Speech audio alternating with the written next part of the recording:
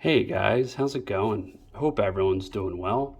Today I got some cards I would like to share, some cards I've picked up over the last month.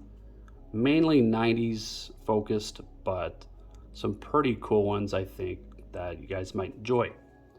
So let's get straight into them so I'm not wasting too much of your time. First up, 1994 Finest, Rickey Henderson. We have a 97 EX2000 Rickey. 97 EX2000 Rickey. Love that set. And a Tony Gwynn. Been trying to complete that set. It's one of my favorite sets from the 90s. Such a fantastic looking set. And while we were on the EX2000 train, managed to snag a Ken Griffey, one I've been trying to pick up for the last year. They're not too expensive, but for the last year they've been going for about $30 to $40, and I just didn't want to pay that price. And within the last month they've dropped they've been cut in half, and this guy had one for $9, so I was very happy to pick that one up. Such a beautiful looking card. We picked up a 1999 Pacific Revolution triple headers, Bernie Williams. These were numbered out of 299. Not the most eye-appealing card, but I am working on Bernie Williams, and I was happy to acquire that. This is one of my personal favorites, 1999 Pacific Prism. This is the mirror gold or holographic mirror gold out of 480. If you're looking for a particular player from the 90s to collect that has some great looking cards, I would look into this particular set, 1999 Pacific Prism. They have a ton of parallels, and they are very, very affordable.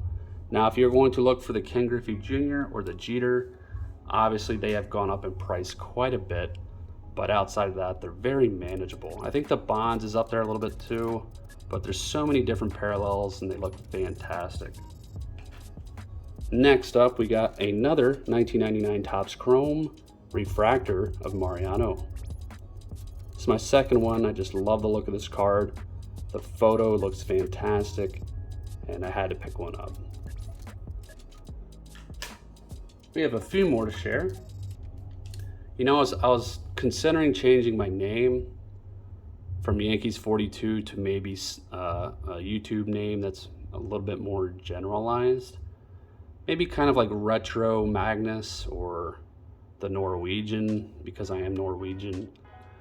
I was thinking something like that instead of a name that's focused, I guess, mainly on one specific player, to give the channel more of a generalized identity instead of a specific identity. But I think I will still stick with Yankees 42. Curious on your guys' opinions as well. You think it might be a good idea to change it to give it more of a better identity? I don't know, maybe I'm just overthinking things, but I would appreciate some input. Now, for a lot of you guys don't know, I am a Cleveland Indians collector. That is my number 2 team. I started collecting the Indians in the 90s. Obviously, the Yankees are my number 1 team, but the downside to collecting the Yankees are their cards are very expensive compared to other teams. Well, obviously, when the Major League movies came out, I kind of became fascinated with the Indians. I started to collect their sets, try to complete all the Cleveland Indian players from particular favorite inserts of mine, refractors, etc. And it's kind of an everlasting project, if you could say that. It's very cheap, and it's kind of cool being able to complete something that they have so many cards of for one particular team. And I think their old logo was fantastic. The name fits so well, and I don't know, just had a fascination with it ever since. And why I'm saying that is because I have some Indians cards to share. So what we have here is a 1998 Enrique Wilson Rave, Circa Rave, out of 150. We have a young Bartolo Colon, Circa Rave, 150. We have a Brian Giles Circa Rave, 150. And a Omar Vizquel at a 150, Circa Rave. I think the only two I'm missing are the Manny Ramirez and the Tommy, the two big ones. But I am getting pretty close. Our next card is a 2020 Allen & Ginter Chrome Orange Refractor of Lindor. These are out of 25. I think I'm missing the red, but getting pretty close. Last but not least, a nice insert I picked up.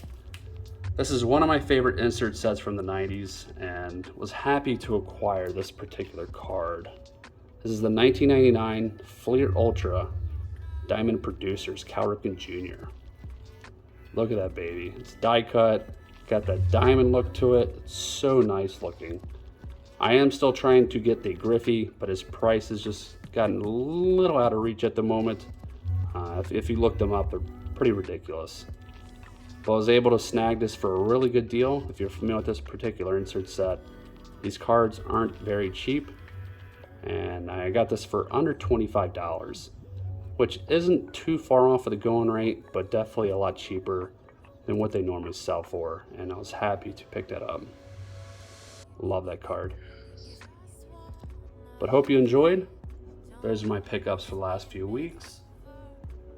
Hope you guys have a great weekend. I know I'm going to try and catch up on some national footage if I can find any.